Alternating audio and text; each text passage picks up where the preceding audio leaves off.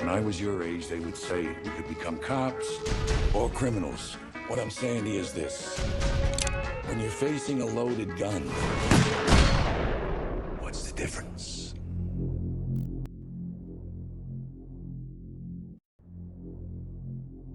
Vito Corleone in the Godfather saga is a fictional character. That's no secret. However, how many people know he was inspired by real mafia godfathers active in New York during the 1940s and 50s? Few, I imagine. Yet, it is quite easy to draw parallels between Don Corleone and reality. Take a look. Don Vito's discreet lifestyle in the film, designed to stay under the authorities' radar? That's a nod to the life of Godfather Carlo Gambino. Seeing him achieve a leadership position in the underworld at a young age and later instructing his son not to follow the same path? That brings to mind the story of Joseph Bonanno, the olive oil business to cover the family's illegal dealings. It's a reference to the importation business Joe Profaci opened in the 1920s. But what is even more striking is the connection that can be made with another Godfather. A Godfather whom actor Marlon Brando went so far as to imitate by adopting a voice and gestures almost identical. I can't remember the last time that you invited me to your house for a cup of coffee. Mr. Halley, all due respect to the sandwich, I have an awful lot of respect for him. I'm not going to answer another question. He just says I'm not under... A Godfather who, like Don Corleone, had a strong relational influence through numerous political contacts. A Godfather who categorically refused to let his men get involved in drug trafficking, just like Don Vito, and who ultimately had a life relatively similar to the well-known fictional character. Today, you've probably guessed who we're talking about. We're talking about the Prime Minister of the Underworld, Frank Costello. The Prime Minister? Frank Costello earned that nickname because of his many political connections and his preference for peace over war within the underworld. Considered one of the most respected and influential mobsters in mafia history, he indeed had a slew of politicians under his thumb, using them to benefit the entire New York underworld at the time. He alone represented the most powerful political force in New York in the 1940s and 50s. No one could become a judge, high-ranking official, or even mayor of the city without Frank's approval. His creed was always to avoid troubles. Frank avoided them like the plague, to be honest. So, while other gangsters were killing each other in bloody turf wars, he calmly counted his stacks of bills in his luxurious office. In the 1940s, Frank Costello became the new godfather of the Luciano family after his friend Lucky was expelled from the United States. It was his ingenuity, determination, and developed business sense that propelled him to the highest echelons of the mafia. To achieve this dominant position, one can only imagine the events that transpired. That's why I suggest delving further into the life of this historically overlooked figure. From small independent gangs in New York at the beginning of the 20th century, to the windfall that was Prohibition in the 1920s, to his ascent in the Cosa Nostra with his associate Lucky Luciano, and through his rivalry with the uncompromising Vito Genovese, you will now know everything about the life of Frank Costello, the Godfather, the real one. From Calabria to East Harlem. It's a boy, the sixth child of the Castiglia family. For the parents, Luigi and Maria, it was a rather unexpected event. They did not anticipate that January 26, 1891 would be the day of their new child's birth. Nevertheless, it was good news, and now it was time for the baptism. In full force, the members of the Castiglia family headed to the church in their village located in the Calabria region.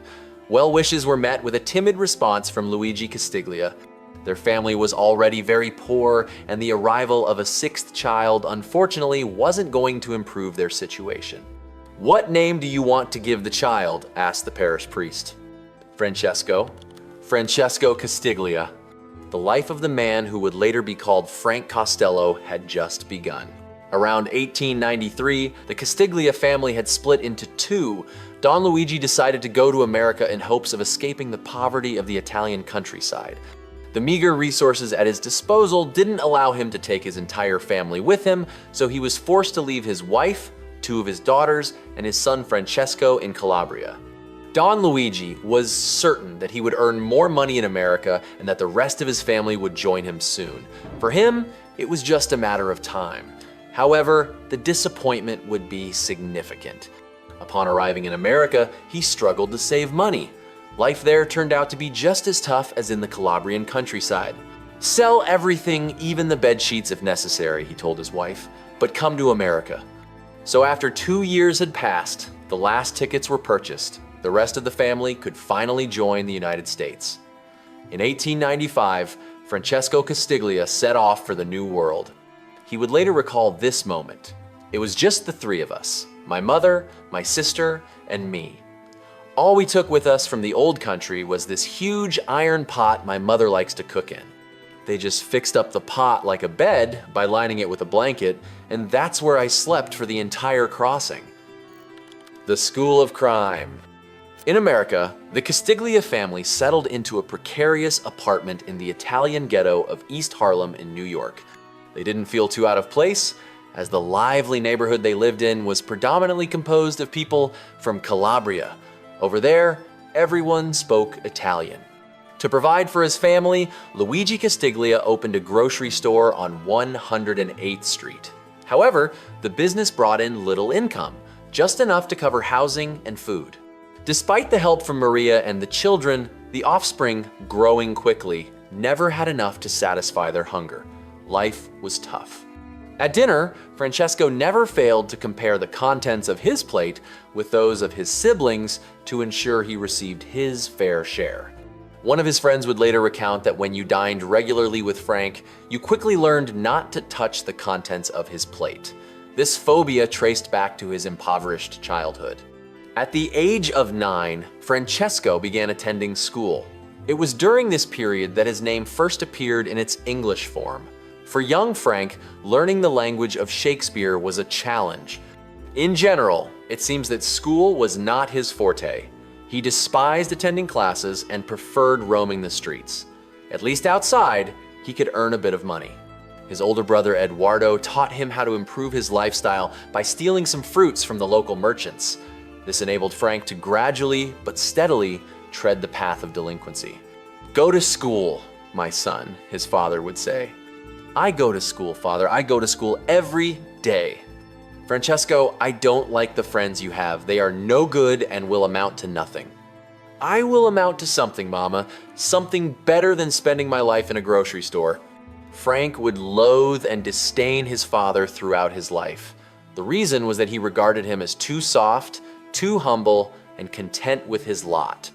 In fact, he simply couldn't comprehend why his father had accepted such a poor and mediocre life. Frank permanently left school at the age of 13. From now on, he seamlessly blended into the petty delinquency of his neighborhood. The School of Crime is where Frank had chosen to educate himself, a school that, in the early 20th century, would shape some of the greatest gangsters in the history of the United States. Frank was about to become a part of it. Lessons from the street. In East Harlem, the neighborhood where Frank Costello lived, a Sicilian mob boss named Ignazio Lupo dominated the area in the early 1900s. Lupo, the Wolf, as he was nicknamed, had indeed managed to gain control of the city by merging his organization with Giuseppe Morello's family. Originally, the mafia was a secret society created by Sicilians for Sicilians, eventually becoming a true state within a state.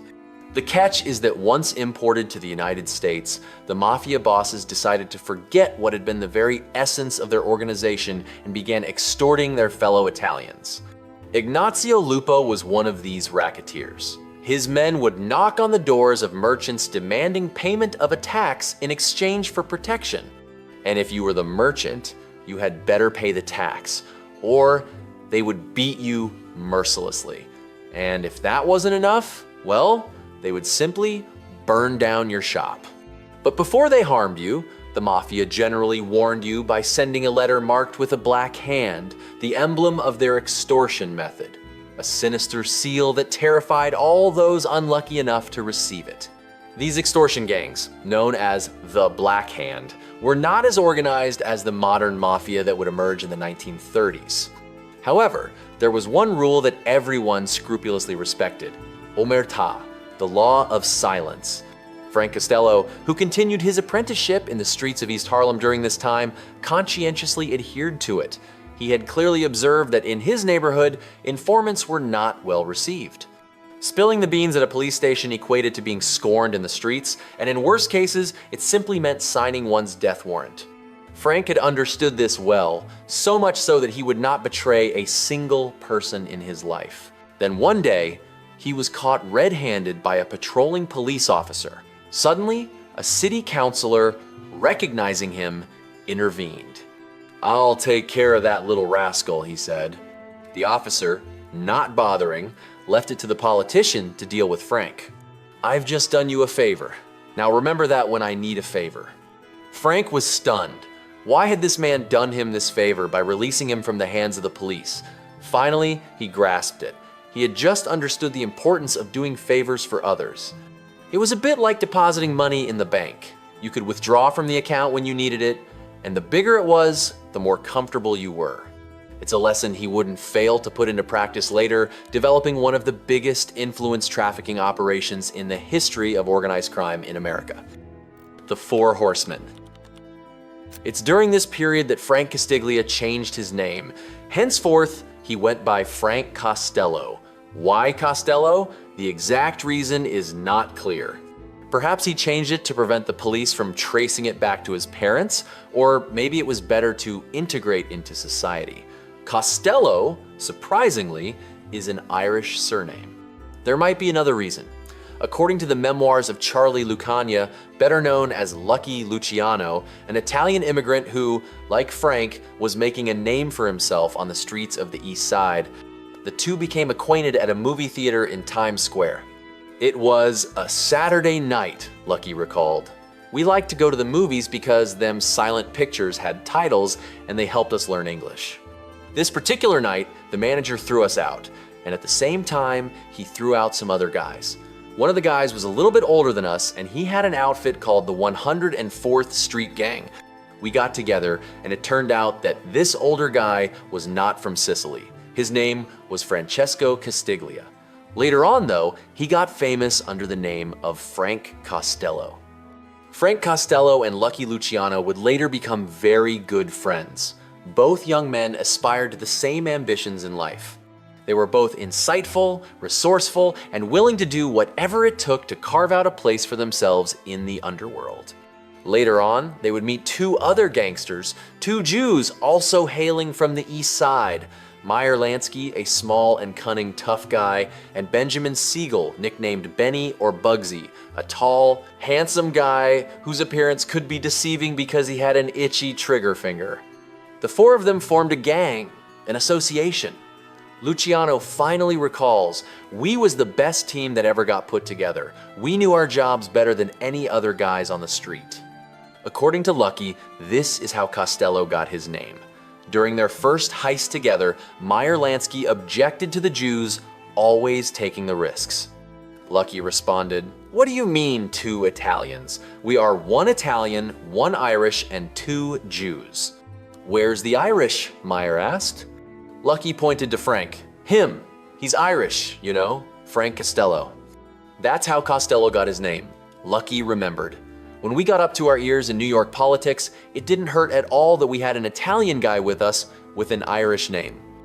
Behind bars. To play with fire is to eventually get burned, and Frank Costello was about to face the justice system. His first arrest occurred on April 25th, 1908. Frank, accompanied by two other young thugs, was arrested in the Bronx after beating up and robbing a coal merchant. In front of the judge, he pleaded not guilty and was granted a dismissal. For this first one, let's say he got lucky.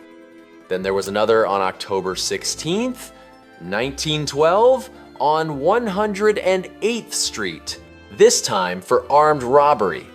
Frank, again with two acquaintances, stole nearly $3,600 in cash and $220 worth of jewelry from a housewife. On the day of judgment, he pleaded not guilty again and miraculously escaped with a dismissal. Perhaps he had threatened the plaintiff to drop the charges. No one knows. But then he committed one offense too many. The arrest took place in Manhattan on March 2nd, 1915, just a few months after Frank married a lovely brunette.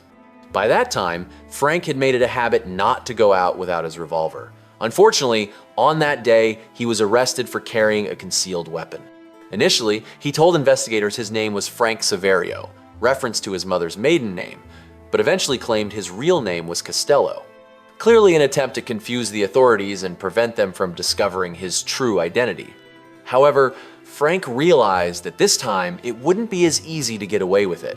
Pleading not guilty wouldn't result in a dismissal, and the bail for temporary release was too high.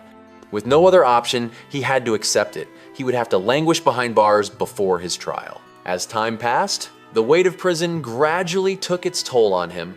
Well, it was decided he would plead guilty. "Saverio, what is your real name?" the judge asked. "Costello."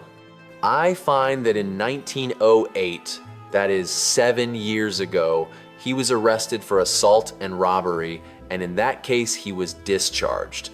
I find that in 1912, he was again arrested for assault and robbery, and he was discharged in that case. In those cases, he gave the name Frank Costello. In this case, he gives his name as Frank Saverio.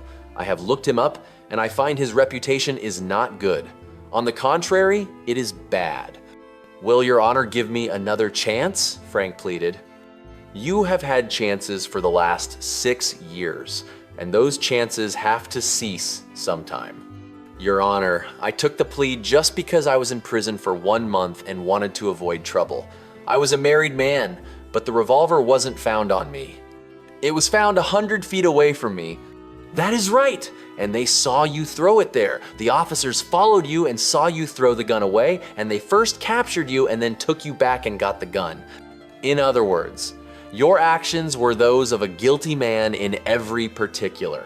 I sentence you to the penitentiary for 1 year." Frank served 11 out of the 12 months, his good behavior earning him a reduction in sentence. Released in April 1916, he then returned to wandering the streets of East Harlem. While in prison, he had thought long and hard about his future. He was determined not to end up back behind bars. Running through the streets with a firearm and the prospect of going back to prison, or worse, losing his life, was not part of his plans. "That's when I realized I was stupid," he later said. "Carrying a gun was like carrying a label that said, 'I'm dangerous, I'm a criminal, get me off the street.' I made up my mind I would never pack a gun again, and I never did." The beautiful gift. Clearly, Costello needed a break away from petty crime. What he needed was serious business opportunities. At that moment, the most beautiful gift a small-time gangster like him could dream of arrived to change his criminal dimension. A major event that would soon transform his life and the lives of many other delinquents in the working-class neighborhoods of New York: Prohibition. January 16th, 1920, midnight. The 18th Amendment to the United States Constitution, ratified a year earlier, comes into effect. It is now illegal to manufacture, transport, import, export, or sell alcoholic beverages. Prohibition had been inaugurated. That night, a new era was about to begin in America. An era of fantastic disorder where the law would be constantly flouted. Years of prohibition that would turn out to be lucrative for a number of gangsters seeking prosperity, like Frank Costello and his associates, determined to seize the great opportunity that lay before them. When Prohibition begins, Costello, Luciano, Lansky, and Siegel are determined to play a significant role in this new market. Ambitious? There's no doubt. In fact, what they lack at the moment is experience. The four are barely adults and know that it will be challenging to compete with the bigwigs of the Italian mob in New York. Among these bigwigs were Joe Masseria and Ciro Terranova, old-school Sicilians with a deep distrust of all non-Italians, especially non-Sicilians. This perspective was completely opposed to the new generation of gangsters like Costello, Luciano, or Lansky, who saw racketeering as strictly a business affair, where origin was not a prerequisite for doing business, collaboration instead of bloodshed. And anyway, there was no time to waste. Prohibition was here, and Americans were eager for their thirst to be quenched. Their entry into the clandestine alcohol market begins with Joe Adonis, a young man as ambitious as they are. One day, Adonis is in Little Italy enjoying an ice cream with Charlie Lucky Luciano when he makes him this proposition. Charlie, I know we never done no business together, but I need 10 grand to make a whiskey buy down in Philly, and I'll cut you in for half. The day before, Adonis had indeed met Waxy Gordon, a bootlegger from Philadelphia. Waxy had offered him a shipment of guaranteed authentic Scottish whiskey, but Adonis didn't have enough funds to seal the deal. That's why he turned to Lucky Luciano. Lucky recalls, I put my arm around Adonis's shoulder and I told him to keep his money, that he just found himself a partner who put up all the dough. I called Costello, Lansky, and Siegel, and we got together an hour later. The four of us put up 35 grand in cash. The deal was sealed, the first of many business ventures.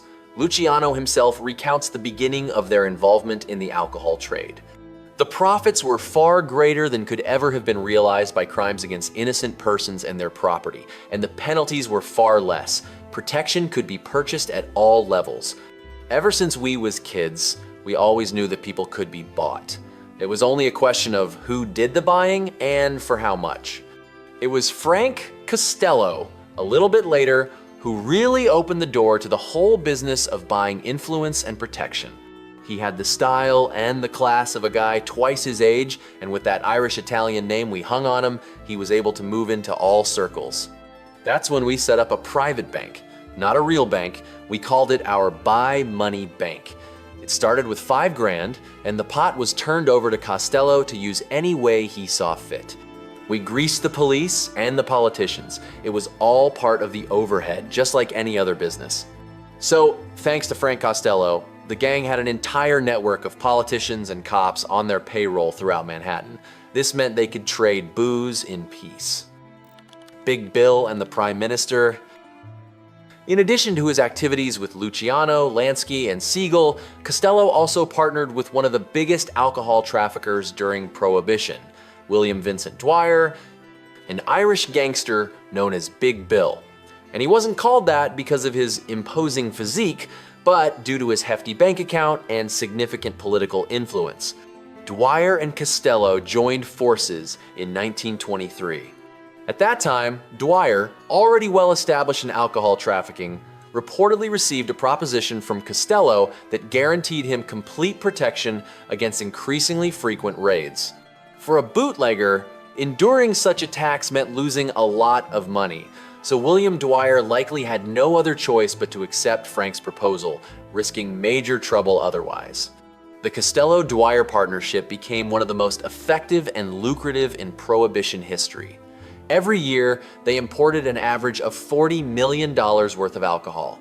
They were the only bootleggers during Prohibition who never lost a single truck. As money flowed in, more and more, Frank started to gradually change his criminal dimension. Prohibition made him wealthy, more than just a bit, allowing him to invest in other ventures like real estate. The uncompromising businessman he was, he watched every dollar invested. This success opened the doors to high society for him. In this world, Frank felt like a fish in water. He was friendly, naturally gained trust, and had the appearance of someone not remotely threatening. These qualities allowed him to mingle with whoever he pleased without arousing suspicion. Frank then used this apparent credibility to expand his influence and contacts among high-profile individuals. He got acquainted with politicians, judges, journalists, city councilors, and even movie stars. He corrupted all these people, and in return, they protected his and his associates' underworld businesses. Were you a Prohibition-era alcohol smuggler with a problem? Go see Frank Costello, and he'd solve it in a snap. The Atlantic City Conference. 1929 is a significant year in the history of the underworld. During May 13th to the 16th of that year, the first organized crime summit takes place. The idea for organizing this conference came from Johnny Torrio, the former head of the Chicago Mafia, who was Al Capone's mentor. Torrio aimed to establish a national crime syndicate, a kind of confederation where all American criminal organizations would be united. He envisioned defining the United States into slices so that each criminal group would be allocated its fair share. Within this national crime syndicate, everyone would be welcome, not only Italian-American mobsters, but also Jewish and Irish gangsters, as well as African-American criminals. This convention aimed to lay the foundations for a new, more modern mafia, a visionary project that captivates Costello, Luciano, and Lansky, who share Torrio's vision. They decide to help organize this conference. The location is chosen, Atlantic City. Frank Costello takes charge of the invitations.